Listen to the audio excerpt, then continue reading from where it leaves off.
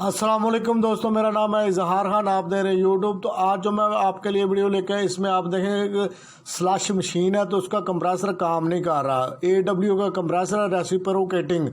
तो इसमें आप पैनल बॉक्स है और ये रनिंग स्टार्टिंग कॉमन है। तो दोस्तों इस कंप्रेसर की रनिंग और स्टार्टिंग चेक करनी है हमने।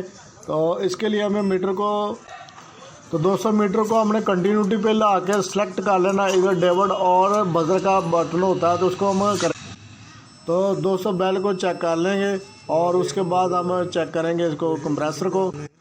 200 अब हम रनिंग और स्टार्टिंग को आपस में मिलाएंगे तो वो देखेंगे। तो आप मीटर पे चेक करेंगे तो बजर नहीं बोल रहा।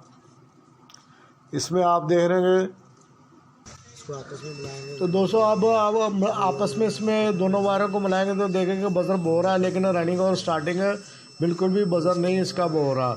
तो इससे हमें मालूम होगा कि इसकी जो कॉमन है ना वो ब्रेक है या जल गई है, जिसकी वजह से इसकी कंटिन्यूटी। तो दोस्तों अभी हम आप देखेंगे रनिंग और स्टार्टिंग को भी चेक करेंगे और इसी तरह ये रनिंग पर और कॉमन को चेक कर रहे हैं। तो इसमें भी कोई बजर नहीं बोल रहा। तो अब दोबारा हम स्टार्टिंग पे लगा रहे हैं। इसको 2-3 दफ़ा आप तसल्ली से चेक कर लें। और कॉमन की एक बोलने की ये भी होती है कि इसमें जो ना ओवरलोड होती है, ओवरलोड भी ट्रिप कर जाती है। लेकिन ये कंप्रेसर बिल्कुल ठंडा था, कंप्रेसर को ठंडा होना दें और उसके बाद ही चेक करें।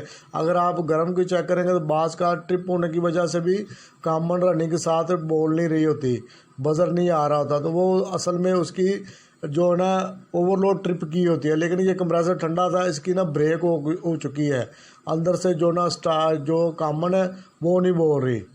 तो ये कंप्रेसर ख़राब हो चुका है और इसकी कोर रिपेयर होगी या जो भी है रिप्लेस होगा कंप्रेसर। दोस्तों इस वीडियो को शेयर करें, लाइक करें। मिलेंगे नेक्स्ट वीडियो में, तब तक के लिए अल्लाह हाफिज़।